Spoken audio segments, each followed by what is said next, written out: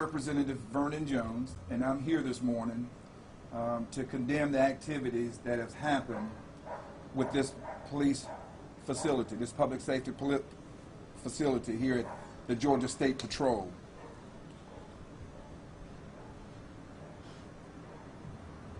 Atlanta is not Minneapolis, Seattle, or St. Louis. Atlanta and Georgia, we're better than this. We will not tolerate killing innocent children, vandalizing public safety facilities, or mob behaviors in our neighborhoods that would endanger the life of black or white or any law enforcement officer. I stand with Colonel Vowell, the Department of Public Safety employees, and the family of Securia Turner in demanding that these types of criminal activities stop, and stop now. My prayers go out to the Turner family. Lord knows what it's like to lose a baby girl. And so let's continue to keep that family in our prayers. I respect people's constitutional rights of freedom of speech and to peacefully assemble. However, the Constitution does not give the right to anyone to kill an innocent child, vandalize public safety facilities, or deny any others their constitutional rights. I am calling on all responsible Atlantans, Georgians, and the community at large, business organizations, to join me in condemning this type of criminal activities. This cannot, this will not, and this should not be allowed. At this time, I'll take any questions, comments, or observations. Jones, is there any specific group or organization that you feel bears, or I can hear you now. is there any specific group or organization that you feel may bear the responsibility for what you've seen over the past weekend? You know, Richard, there are a number of organizations and individuals who's responsible for these types of criminal activities.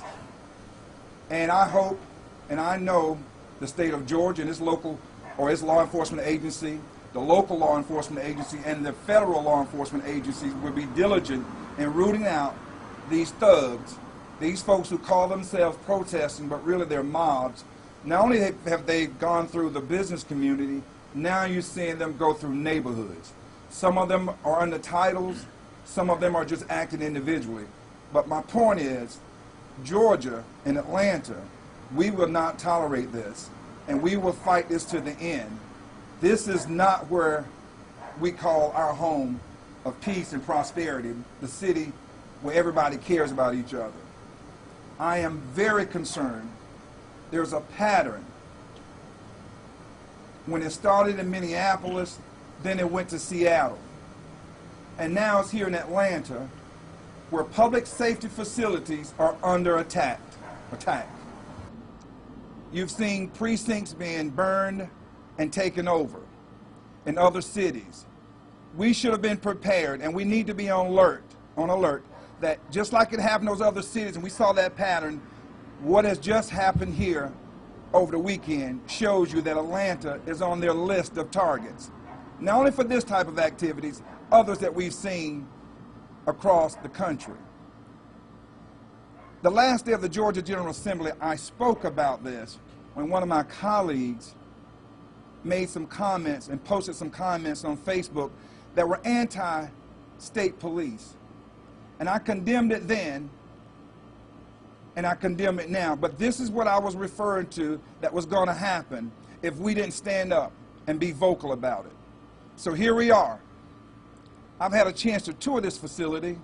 They literally threw a Molotov cocktail through a window of this facility where people, both black and white employees, were in here working. The place caught on fire. A lot of damage. Again, this has to stop.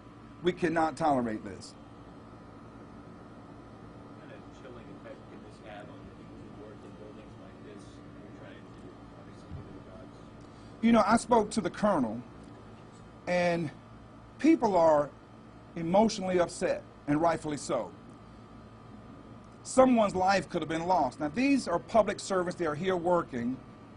And if a police officer or if a state patrol headquarters can be attacked, and you have no respect for them with employees working there, what do you think you have in terms of respect for the average citizen? Maybe that's why we've seen over the weekend 2 killings that's all tied into this whole thing of anti-law enforcement.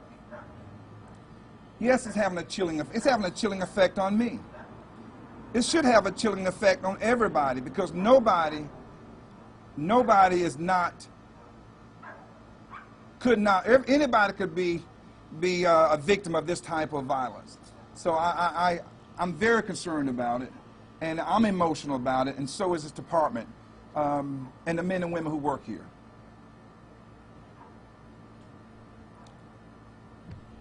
Anybody else? I'll say in Richard. Okay. I'll say in closing, those who have perpetrated this crime on this facility, you will be tracked down, you will be caught, and justice will be served. I support the men and women who bravely wear that uniform, who put their lives on the line each and every day. And they have families, and they want to come home. I've been on both sides of this. When I managed the Cobb County Police Department, I had to deal with police shootings, and that was a tough part of my job. I also had to deal with losing police officers who lost their lives in the line of duty. I've had to meet with family members on both sides. Stop this violence now. It's not getting us anywhere. All lives matter. It doesn't matter what color you are or what you do. But I want to see more people come forward. When they say Black Lives Matter, then I want you to denounce that young 8-year-old baby girl who lost her life. Where is the condemnation and the denouncing of that by the protesters? This is not the America that I grew up in, and this is not the America that I want our children to grow up in. Law and order now. If we don't have law and order, it's going to be chaos. And when you dial 911, you're going to get put on hold. That's why it's important to support our family. And our family meaning the men and women who serve in law enforcement. And also those who take people's lives, victim or innocent people whose lives have been taken by those criminals who do not believe in law and order. So thank you all for coming out, and I appreciate your understanding the importance of this issue.